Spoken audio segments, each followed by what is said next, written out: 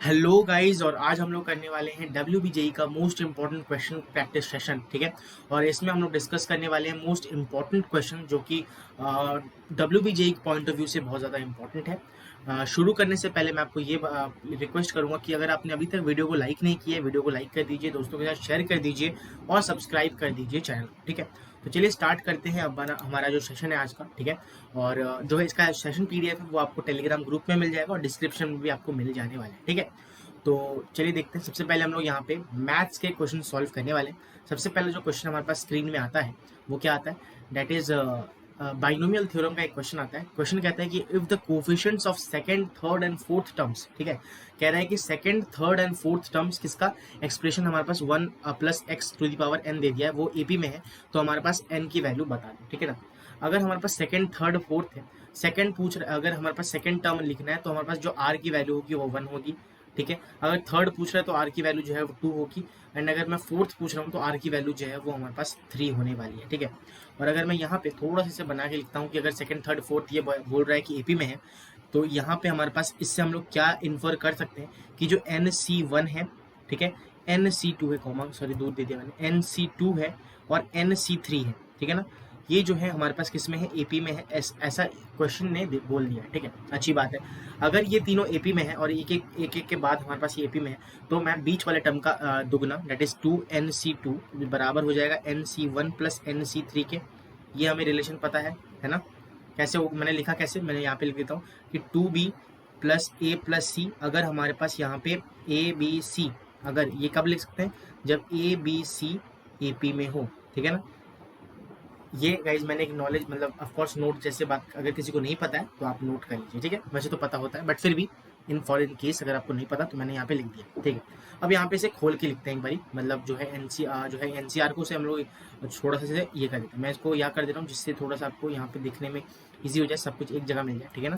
तो यहाँ पे मैं इसे थोड़ा सा लिख रहा हूँ, जैसे 2 है, NC2 को कैसे लिख सकता हूँ, N factorial upon N-2 factorial और 2 फैक्टोरियल, है ना, 2 फैक्टोरियल, सॉरी 2 फैक्टोरियल बराबर हमारे पास n फैक्टोरियल और n-1 फैक्टोरियल और 1 फैक्टोरियल, तो 1 ही हो गया। ठीक है। Plus n factorial, n-3 factorial और यहाँ पे 3 फैक्टोरियल। क्लियरली आप यहाँ पे देख सकते हो कि जो n फैक्टोरियल है वो यहाँ पे क्या हो रहा है, कट जा रहा है, कैंसिल आउट हो रहा है, देख सकते हो आप। ठीक है ना। कैसे, ये और ये, और 2 फैक्टोरियल जो है वो 2 होता है, तो 2 और ये 2 भी हमारे पास चला गया। तो बचा क्या हमारे पास, अगर मैं थोड़ा सा इसे ध्यान से देखूँ तो हमारे पास 1/n-2 का 1/n-2 का फैक्टोरियल बराबर किसके है हमारे पास, 1/n-1 फैक्टोरियल के। ठीक है ना। एक सेकेंड, n-1 फैक्टोरियल के प्लस में हमारे पास यहाँ पे क्या हो जाएगा, 1/n-3 फैक्टोरियल की।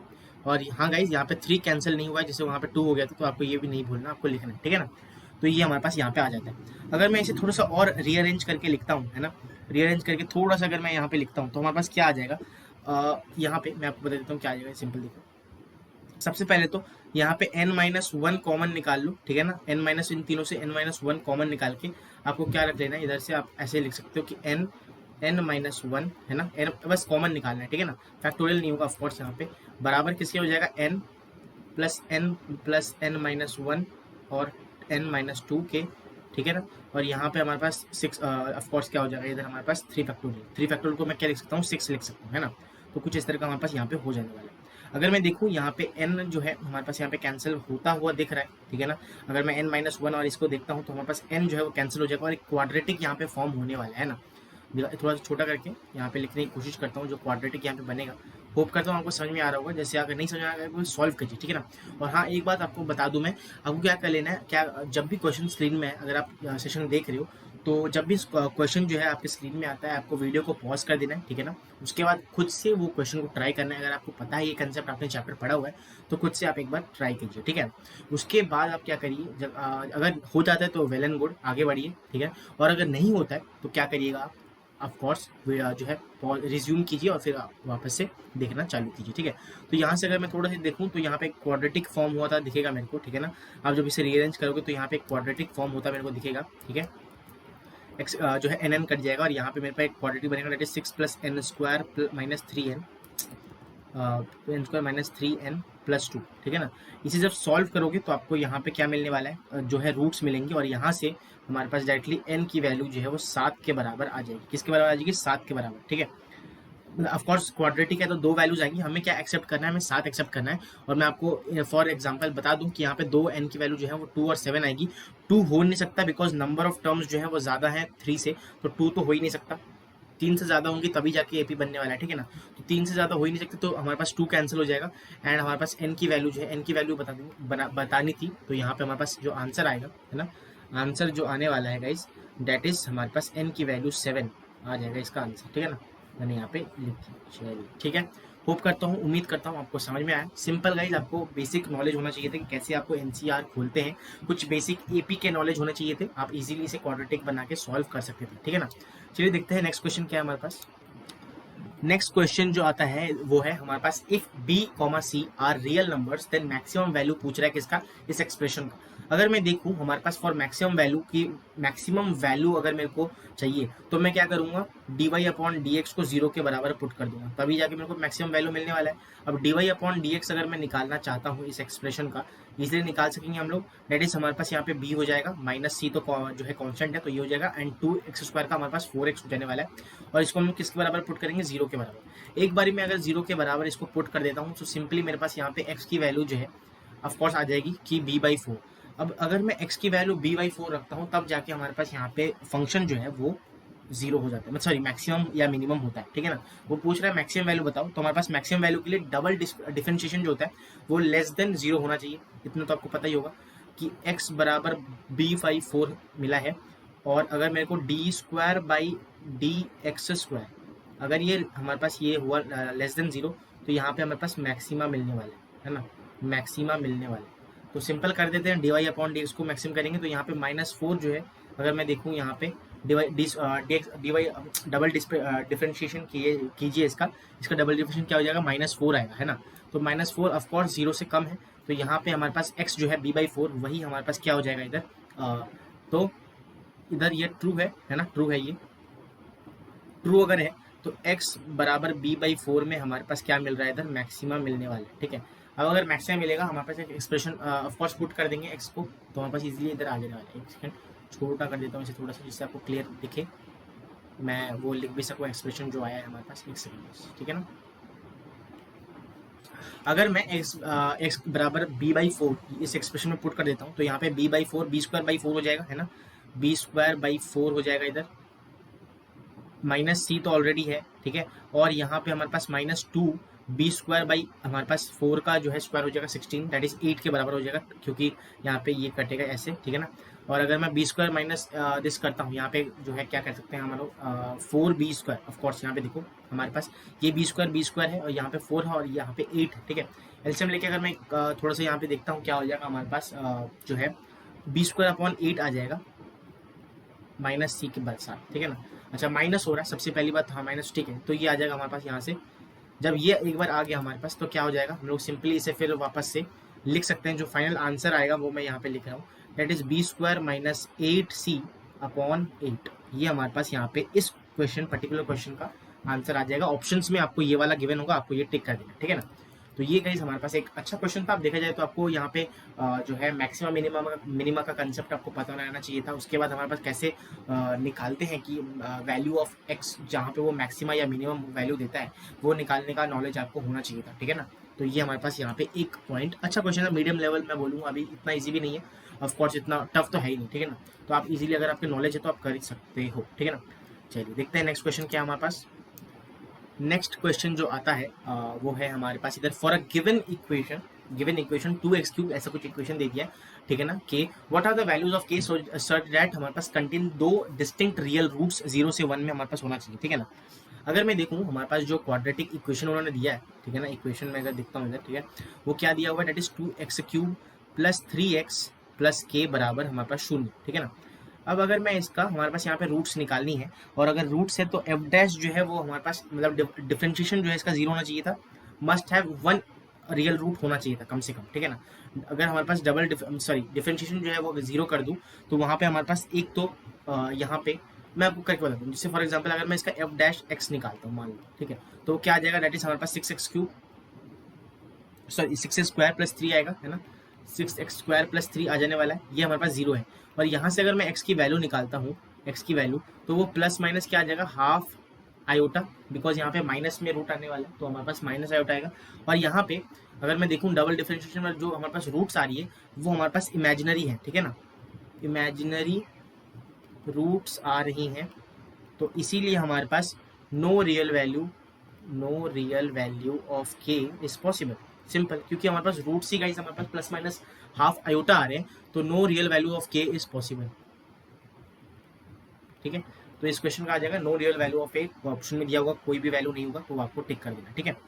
चलिए देखते हैं नेक्स्ट क्वेश्चन क्या है हमारे पास, इसका जो है हमारे पास नेक्स्ट का जो सवाल आता है वो है, अच्छा बहुत कई इजी सा मैंने एक रखा है जस्ट फॉर वार्म अप, हम लोगों ने कुछ क्वेश्चंस कर लिए, एक इजी सा तो अच्छा सा क्वेश्चन कर लेंगे, फिर उसके बाद आगे बढ़ेंगे, ठीक है ना।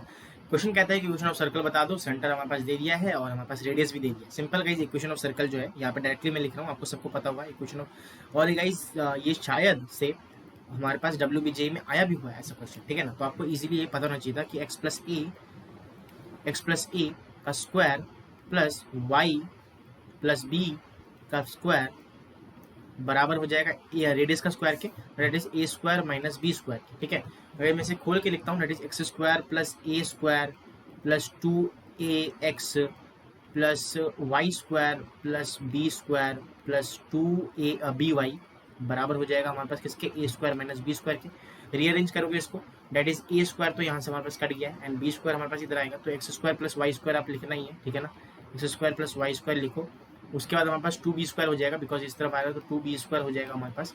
देन हमारे पास इधर 2 और जो है ax प्लस ay लिख देना, सॉरी by, ठीक है ना, बराबर हमारे पास 0 के, और यही हमारे पास किसका हो जाएगा, इक्वेशन ऑफ सर्कल हमारे पास हो जाएगा। इक्वेशन जो है वो ये हो जाएगा हमारे पास, सिंपल क्वेश्चन गाइस।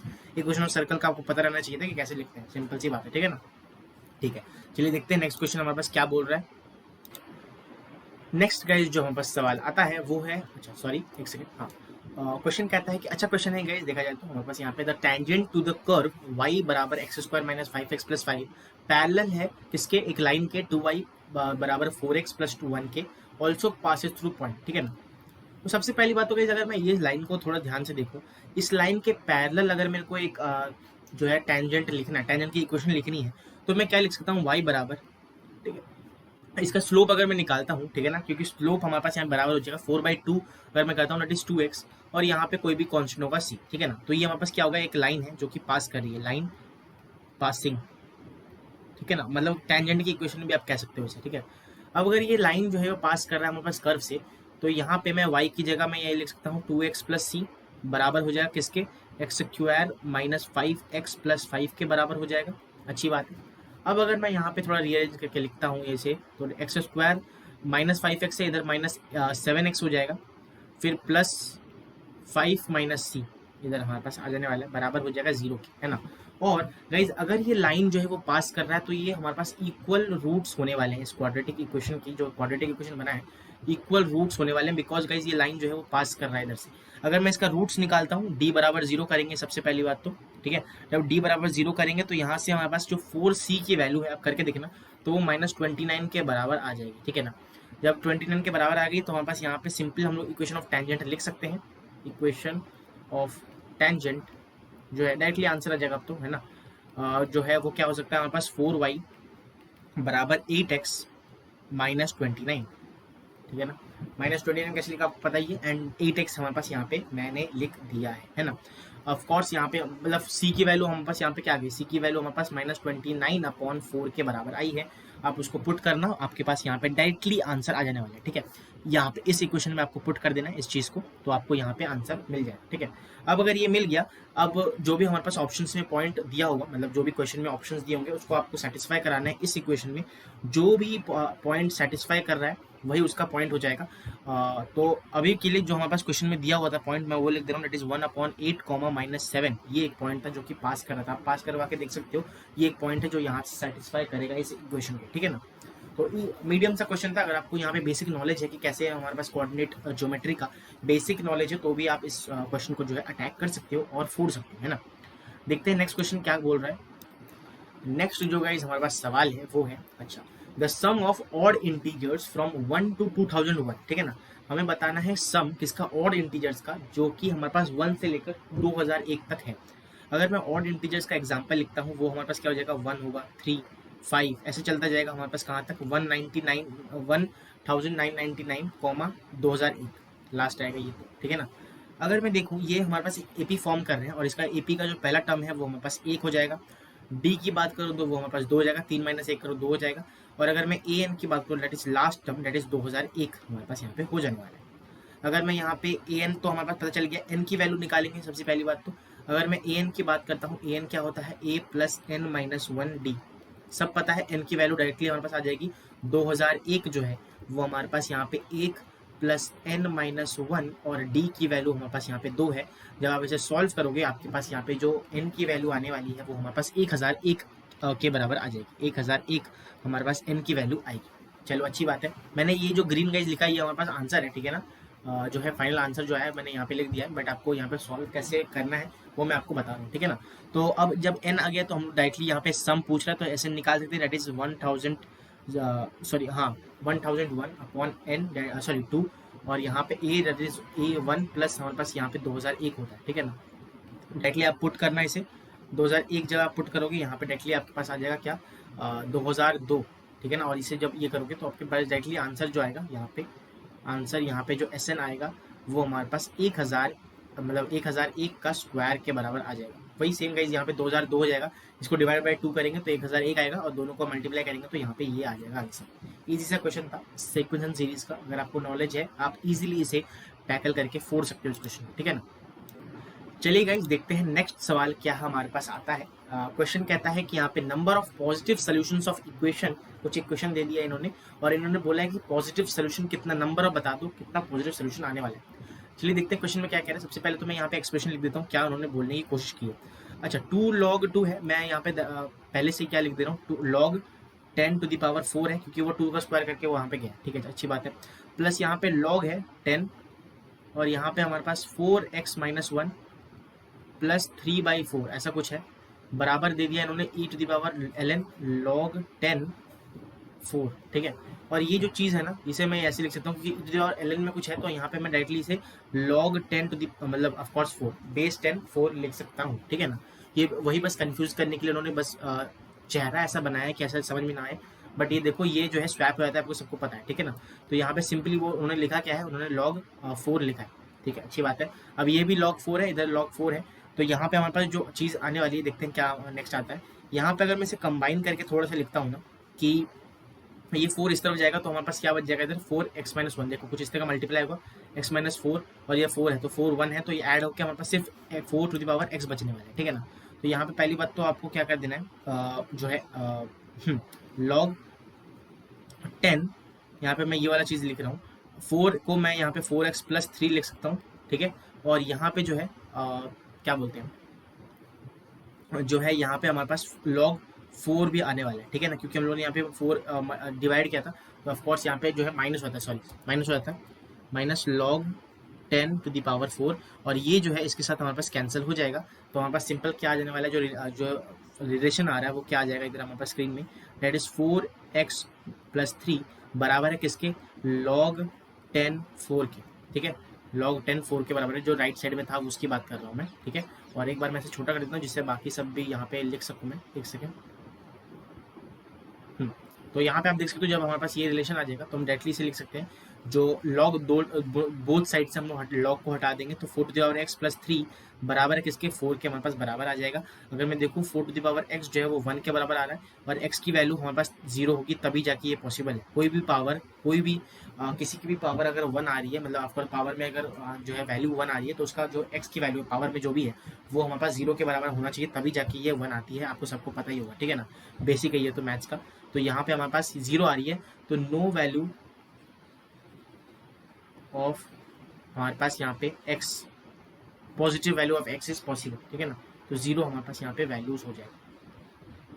तो ये गाइस हमारे पास क्वेश्चन था, इजी क्वेश्चन था। आपको अगर लॉग के बारे में मैनिपुलेट करना आता है लॉग को तो आप इजीली इस क्वेश्चन को जो है अटेम्प्ट करके फोड़ सकते थे, ठीक है ना। नेक्स्ट क्वेश्चन को देखते हैं क्या कह रहा है। नेक्स्ट गाइस हमारे पास जो क्वेश्चन स्क्रीन में आता है देख सकते हो कि एफ एक्स बराबर है 1/x² के, और कुछ इस तरह रिलेशन दे दिया है। बोल रहा है कि वो कॉन्टिन्यूस है किसमें, x बराबर 0 पे।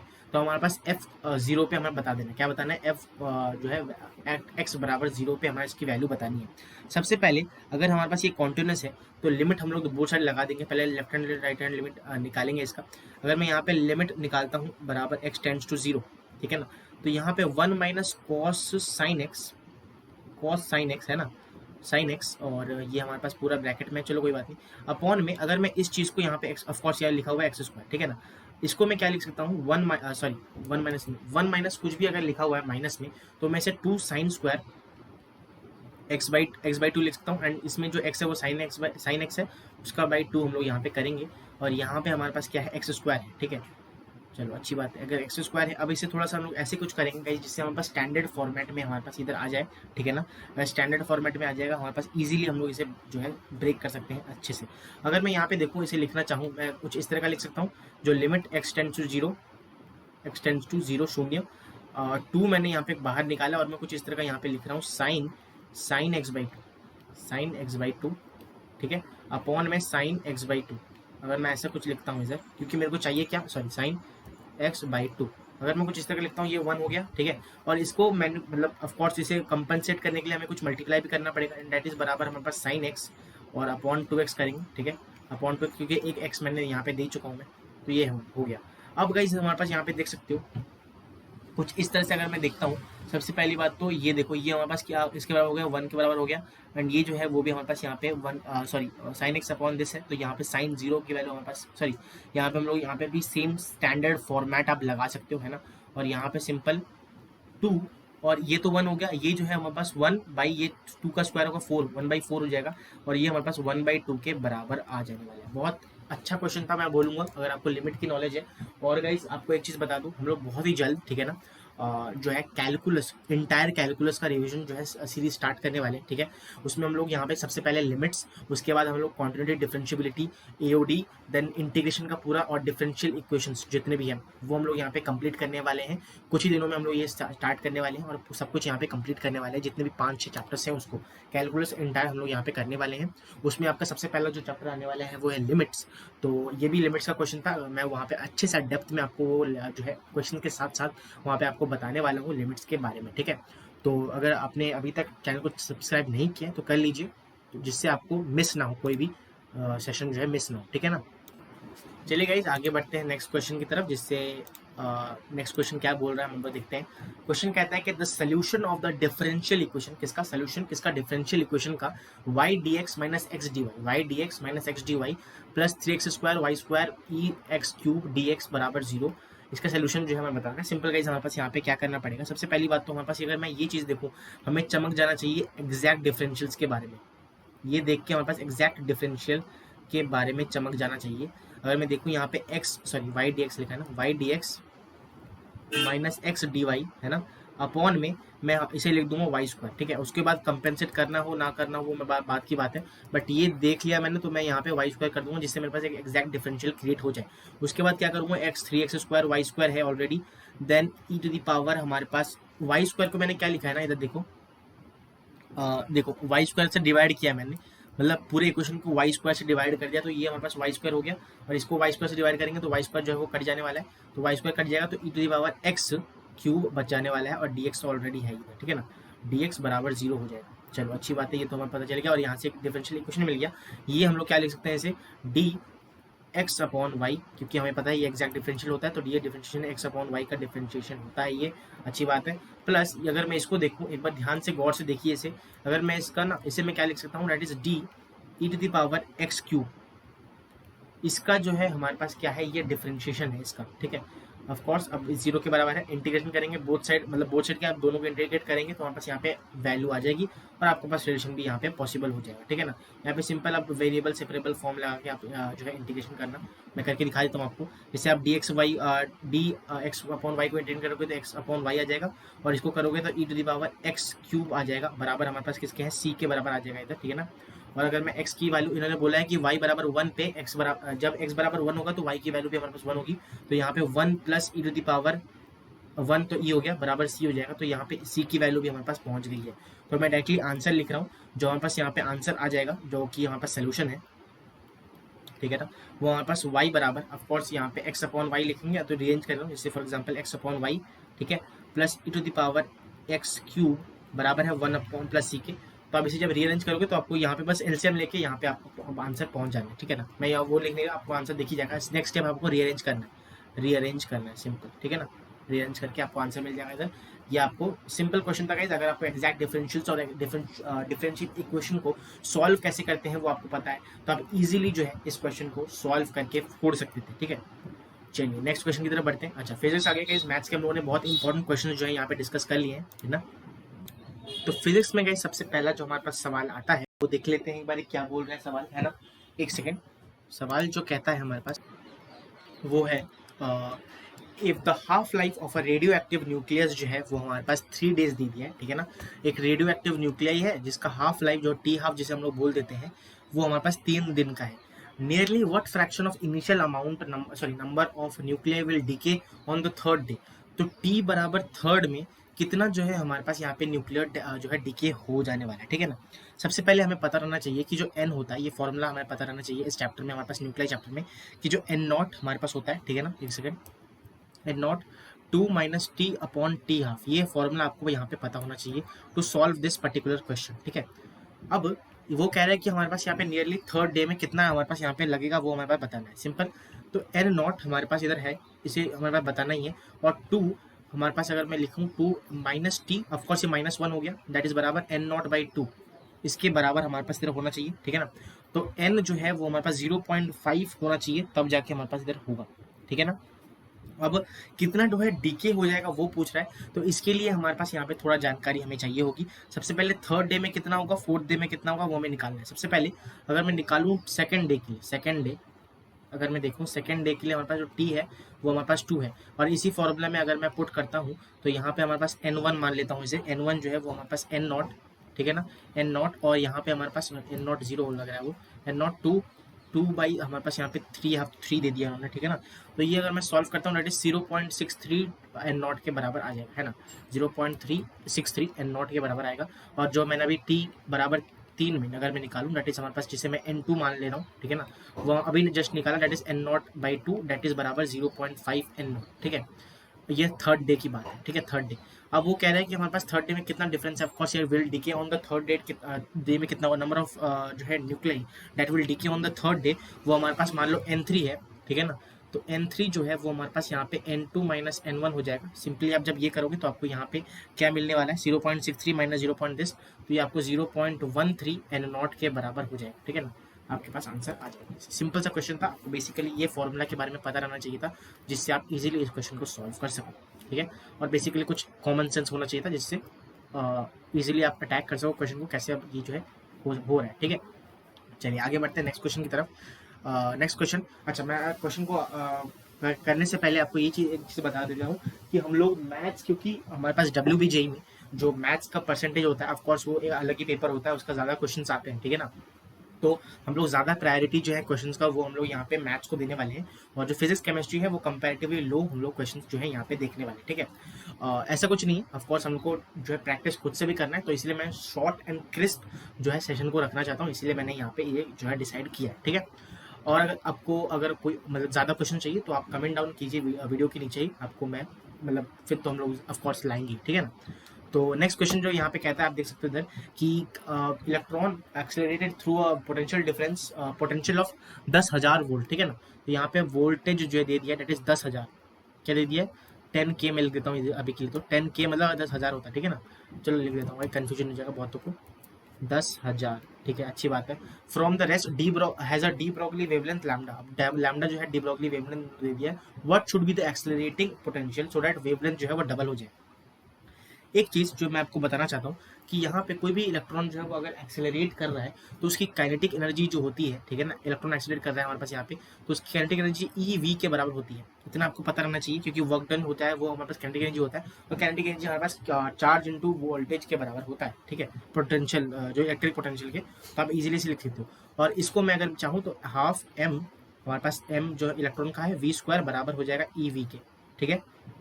इसे मैं अगर मैं, क्योंकि ये हमारे पास पता ही है काइनेटिक एनर्जी किसके बराबर होता है, p square, that is momentum upon m के बराबर होता है, 2m sorry 2 mass of proton, ये इसके बराबर होता है ना, बराबर है हमारे पास इलेक्ट्रॉन इलेक्ट्रोवोल्ट में।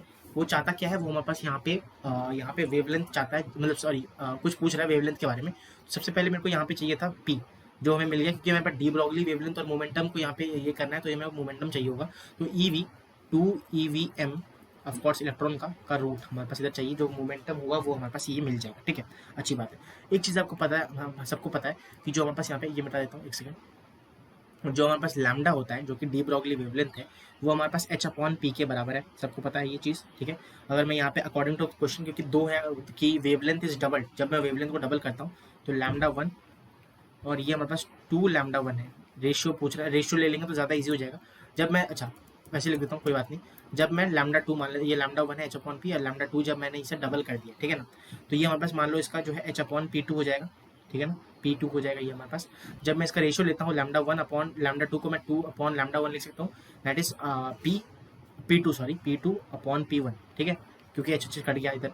तो P2 जो है वो हमारे पास क्या हो जाएगा, दैट इज रूट के अंदर 2EV जो है वो हमारे पास V2 होगा, और ME, ठीक है, अपॉन में हमारे पास 2EV1 सॉरी 2EV1 और M इलेक्ट्रॉन का वो तो सेम ही है, ठीक है। तो यहाँ से 2, ये 2 कट गया, E कट गया, ME और ME जो है यहाँ पे कट गया, और यहाँ पे क्या आ गया हमारे पास, सिंपल सी बात है, यहाँ पे हमारे पास आ गया root of V1 sorry V2/V1, ठीक है, V2/V1 जो है लैम्डा 1:2 है, ठीक है। तो यहाँ पे एक सेकंड मैं छोटा कर देता हूँ इसे, एक सेकंड गाइस, यस एक सेकंड गाइस, जस्ट सेकंड, हमारे पास इधर जो आता है, एक सेकंड,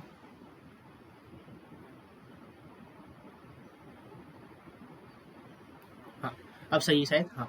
तो यहाँ पे हमारे पास जो है हम लोगों ने क्या हमें मिला, दैट इज जो 1:2 है, दैट इज बराबर है किसके, V2 और V1 के। अगर मैं इसे स्क्वायर कर देता हूँ, मतलब ऑफकोर्स बोथ साइड को स्क्वायर करूँगा, तो V2/V1 जो है वो 1:4 के बराबर हो जाएगा, 1:4 के बराबर हो जाएगा। और यहाँ से मैं आसानी से V2 निकाल सकता हूँ, दैट इज बराबर V1/4 के बराबर हो जाएगा।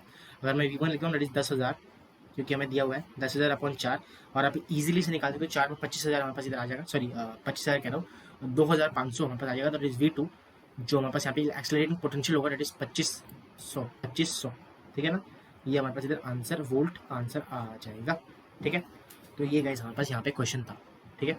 आगे बढ़ते हैं नेक्स्ट, अच्छा केमिस्ट्री आ गए गाइस, हम लोगों ने 2 क्वेश्चन गाइस इंपॉर्टेंट और लॉजिकल क्वेश्चन जो किए हैं, जो ही बहुत इंपॉर्टेंट था, ट्रिकी था, मैंने यहाँ पे करा दिया, ठीक है ना। दोनों ही मीडियम सवाल थे, आपको यहाँ पे काइनेटिक एनर्जी का ये पता होना चाहिए था कंसेप्ट, और बाकी सब ऑफकोर्स न्यूक्लियाई के बारे में, जो कि थोड़ा सा कुछ बच्चे जो है वो कम पढ़ते, तो मैंने यहाँ पे डाल दिया उसे, ठीक है ना। आगे बढ़ते हैं, यहाँ पे केमिस्ट्री में सबसे पहला जो क्वेश्चन हमारे पास आ जाता है ना, जो सबसे पहला क्वेश्चन हमारे पास केमिस्ट्री में आता है वो कुछ इस तरह का है, एक सेकेंड। केमिस्ट्री में जो हमारे पास सवाल आता है सबसे पहले कुछ इस तरह का हमारे पास यहाँ पे रिएक्शन मैकेनिज्म से रिलेटेड है, मतलब ऑफ कोर्स यहाँ पे चेन रिएक्शन जैसे बोलते हैं। सबसे पहले यहाँ पे बताना क्या है, एन क्या है वो हमारे पास यहाँ पे बताना है, ठीक है। बोला है कि C4H10 जब H10O जब ये K2Cr2O7, ये गाइस हमारे पास स्ट्रॉन्ग ऑक्सीडाइजिंग एजेंट है। और इस क्वेश्चन को करने के लिए ऑफ कोर्स, मतलब अगर आपको केमिस्ट्री का, ऑर्गेनिक केमिस्ट्री के सारे रिएक्शंस और सारे कंसेप्ट जितने भी हैं वो आपको एक शॉर्ट वीडियो में 2-3 घंटे में रिवाइज करना है। तो मैं यहाँ पे जो है वीडियो की लिंक ऑफ कोर्स पिन कर दूंगा, ठीक है ना। आपको वहाँ पे जो ऊपर क्या बोलते हैं उसे, जो भी ऑफ कोर्स इन्फो जो बटन होता है, वहाँ पे आपको वीडियो का लिंक मिल जाएगा, आप वहाँ पे जाके देख सकते हो। सारे ऑर्गेनिक केमिस्ट्री का रिवाइज वहाँ पे मैंने किया एक शॉर्ट के अंदर, 1 शॉट के अंदर हम लोगों ने पूरा रिवाइज किया सारे मैकेनिज्म, तो आप वहाँ से रिवाइज कर सकते हो, ठीक है ना। अब अगर गाइस यहाँ पे देखो, हमारे पास कोई भी यहाँ पे C4H10O है, जब मैं सोआ के साथ रिएक्शन करवा रहा हूँ तो यहाँ पे C4H8O में कन्वर्ट हो रहा है, ठीक है ना। तो इसका मतलब ये कोई अल्कोहल होना चाहिए, और अल्कोहल कभी भी सोआ के साथ रिएक्ट करता है, कोई भी अगर हमारे पास अल्कोहल है, ठीक है ना। अगर हमारे पास ये 1 डिग्री अल्कोहल है तो यहाँ पे सोआ के साथ वो क्या बना लेता है, COOH ग्रुप बना लेता है, ठीक है ना। और अगर हमारे पास यहाँ पे 2 डिग्री अल्कोहल है, ठीक है, 2 डिग्री अल्कोहल तो कीटोन बना लेते हैं, सोआ हो या मोआ हो, वो कीटोन यहाँ पे बना लेगा। और मेरे को लगता है ये कीटोन बनने वाला है, बिकॉज यहाँ पे देखो C4H8O है, ठीक है। अब C4 कोई भी हमारे पास यहाँ पे, सबसे पहले आप ऑप्शन चेक करोगे, ये हमारे पास ऑप्शन में मिलेगा। तो अगर हमारे पास ये जो है ब्यूटन क्या है हमारे पास 2 ब्यूटेनॉल, ये है, ये 2 डिग्री है, तो यहाँ पे जब भी मैं K2Cr2O7 के साथ रिएक्शन करवाऊंगा इसका, ठीक है ना, Cr2O7 एक सेकेंड, ये रहा K2Cr2O7, ठीक है। तो यहाँ पे हमारे पास क्या बन जाएगा, ऑफकोर्स H2SO4 एसिडिक मीडियम होना चाहिए, ठीक है। तो यहाँ पे हमारे पास सिंपल वो जो है, यहाँ पे एक सेकेंड, ये OH हट के यहाँ पे क्या लग जाएगा, that is double bond O यहाँ पे जुड़ जाने वाला है, ठीक है, डबल बॉन्ड O। और जब भी हमारे पास I2NaOH यहाँ पे हमारे पास क्या लग जाएगा, हेलो जो है हमारे पास यहाँ पे लग जाएगा, किसका, हेलो फॉर्म टेस्ट यहाँ पे लगने वाले हैं NaOH के साथ, ठीक है। तो यहाँ पे सिंपल CH3I जो है यहाँ पे निकल जाएगा, CHI3 निकल जाने वाला है, और यहाँ पे तो वो सॉल्ट यहाँ पे बन जाने वाला है, ठीक है। तो मैं आपको ये हटा के एकदम अच्छे से एक बार फिर से समझा देता हूँ जिससे आपको क्लियर हो जाए, ठीक है। रिएक्शन मैकेनिज्म, सबसे पहले आपको ऑप्शन चेक करनी है। ऑप्शन में सबसे पहले सारे ऑप्शन चेक कर लेना गाइस एक बार, तो आपको पता होना चाहिए, ठीक है। तो मैं आंसर से फॉर एग्जांपल अगर मैं ये लेता हूँ 2 ब्यूटेनॉल, मतलब अगर N जो है वो हमारे पास 2 ब्यूटेनॉल है, जब भी मैं 2 ब्यूटेनॉल का, दैट इज 2 ब्यूटेनॉल, इसका रिएक्शन करवाता हूँ K2Cr2O7 in presence of concentrated और dilute H2SO4, that is acidic medium में हम लोग रिएक्शन करवा रहे हैं इसका। तो हमारे पास क्या बन के तैयार हो जाता है, दैट इज बराबर हमारे पास कुछ इस तरह का हट के इधर डबल बॉन्ड O लग जाता है। उसके बाद कब जब भी कोई भी कीटोन मेरे पास है, कीटोन मिल जाएगा, ठीक है ना। और कोई भी कीटोन का अगर मैं यहाँ पे हेलो फॉर्म टेस्ट करवाता हूँ, दैट इज कोई भी हेलोजन, दैट इज यहाँ पे I2 दिया हुआ है इन प्रेजेंस ऑफ NaOH, है ना, NaOH यहाँ पे अगर मैं रिएक्शन करवाता हूँ इसका, और ऑफकोर्स वार्म होना चाहिए, तो दिखा देता हूँ मैं यहाँ पे वार्म अगर है तो यहाँ पे सिंपल कुछ इस तरह का यहाँ पे सॉल्ट बनने वाला है, दैट इज कुछ इस तरह का हो जाएगा COO, यहाँ पे है ही, और OO कुछ तो यहाँ पे नेगेटिव, प्लस यहाँ पे हमारे पास NaOH है तो Na लग जाएगा, ठीक है ना, Na प्लस प्लस यहाँ पे जो है डिपॉजिट क्या होता है, CHI3 जो कि मिथाइल कीटोन होता है ना, ये वाला मिथाइल कीटोन, मिथाइल कीटोन यहाँ पे बन होता है। तो मिथाइल कीटोन से हमारे पास यहाँ पे क्या बन जाएगा, सिंपल ये वाला प्रोडक्ट बन जाने वाला है। तो N हमारे पास कुछ इस तरह का यहाँ पे मिल जाने वाला है। N पूछे तो आप यहाँ पे अगर आपको रिएक्शन सारी पता है, रिएजेंट क्या यूज होता है पता है, तो आप आसानी से इस क्वेश्चन को फोड़ सकते थे। आगे बढ़ते हैं नेक्स्ट क्वेश्चन की तरफ। क्वेश्चन कहता है कि the number of alkenes which can be produce 2 butanol by successive treatment of B2H6 tetrahydrofuran solvent, ठीक है ना। तो नंबर ऑफ अल्कीन्स जो है वो हमारे पास जब भी 2 ब्यूटेनॉल, मतलब जैसे हम देख सकते हो 2 ब्यूटेनॉल है, मतलब 1 2 3 4 ऐसा कोई है। अभी जस्ट का प्रीवियस जो क्वेश्चन था उसमें भी हम लोगों ने यही देखा था कि आंसर जो था 2 ब्यूटेनॉल था। ये कुछ इस तरह का हमारे पास OH है, ये 2 ब्यूटेनॉल है। अगर मैं इसका B2H पहले तो हम लोग यहाँ पे क्या लगाएंगे, सबसे पहले हम लोगों ने ट्रीट करवाया इसका किसके साथ, B2H6, ठीक है, इन टेट्राहेड्रल THF जिसे बोलते हैं। तो यहाँ पे एंटी मार्कोवनिक रूल लगता है, अगर आपको नहीं पता तो आप ऑफकोर्स मैंने जैसे बताया आपको कि आप एंटायर ऑर्गेनिक केमिस्ट्री का जो हम लोगों ने रिवीजन किया था वो आप चेक करिए, ठीक है ना। तो वहाँ पे आपको सारा यहाँ पे एग्जैक्ट सारे रिएक्शंस मैंने मैकेनिज्म के साथ बताए हैं, ठीक है ना। तो यहाँ पे एंटी मार लगा देना है, तो जहाँ पे ज़्यादा H है वहाँ पे जाके हमारे पास क्या जुड़ जाएगा, सॉरी जहाँ पे भी अल्कीन है, और सॉरी यहाँ पे तो गाइस एक सेकेंड उन्होंने गलत बना दिया। हमें बनाना क्या है, हमारे पास 2 ब्यूटेनॉल बनाना है ना, 2 ब्यूटेनॉल, दैट इज 1 2 3 4 1 2 3 4, और यहाँ पे OH है, ठीक है, एक सेकेंड यहाँ पे OH बन जाएगा। तो ऐसा कोई एल्कीन बता दो जिससे हमारे पास यहाँ पे बन सके, ठीक है ना। यहाँ पे देखो कम H वाले में लग रहा है तो हमारे पास 2, अगर मैं ये क्या करता हूँ तो हमारे पास BHX में, और अगर मैं H2O2 भी लेता हूँ, यहाँ पे हमारे पास H2O2 सोल्यूशन भी अगर मैं लेता हूँ, तो इस केस में हमारे पास इधर क्या बन जाने वाला है, मतलब इस केस में हमारे पास मार्कोवनिक रूल जो है वो एक्ट करने वाला है, मार्कोवनी रूल यहाँ पे एक्ट करेगा। तो मैं कोई भी अगर मैं यहाँ पे लेता हूँ कुछ इस तरह का एल्कीन बना लेता हूँ ऐसे, ठीक है। तो जहाँ पे कम H होगा वहाँ पे हमारे पास मार्कोवनी लगा देना, और ऐसे करके हमारे पास 2 अल्कीन बन सकते हैं। ऑफकोर्स 2 अल्कीन यहाँ पे मैं लूँगा तभी जाके ये जो है फॉर्मेशन इसका पॉसिबल, एक तो ये और एक हमारे पास ये, ठीक है ना, एक ये और एक हमारे पास ये बन जाएगा कुछ इस तरह से। अगर मैं ये वाला लेता हूँ इसके साथ ट्रीट कराऊंगा और एक ये, तो ऐसे करके हमारे पास 2 अल्कीन यहाँ पे मस्ट है। नंबर ऑफ अल्कीन जो कि प्रोड्यूस कर सकते हैं क्या, हमारे पास दिस ब्यूटेन सॉरी हमारे पास 2 ब्यूटेनॉल, ठीक है ना, 2 ब्यूटेनॉल प्रोड्यूस कर सकते हैं। Number of alkyne that can produce 2 butanol on successful treatment of B2H6 and H2O2। तो हमारे पास 2 अल्कीन है तो उससे हम लोग बना सकते हैं, ठीक है। तो होप करता हूँ आपको समझ में आएगा क्वेश्चन। आगे बढ़ते हैं। अच्छा गाइस, हो गया एंड हमारे पास आज का सेशन का। उम्मीद करता हूँ आपको जो है सेशन पसंद आया होगा। अगर पसंद आया है वीडियो को लाइक कर दीजिए, अभी सब्सक्राइब करें चैनल को, और अपने दोस्तों के साथ जो है वीडियो को शेयर कीजिए। चैनल जो सेशन PDF है वो आपको डिस्क्रिप्शन में मिल जाने वाला है, और टेलीग्राम ज्वाइन कीजिए, वहाँ पे नोट्स फॉर्मूला शीट्स वगैरह पाने के लिए, ठीक है। तो मिलते हैं नेक्स्ट वीडियो में, तब तक के लिए thank you so much, bye bye.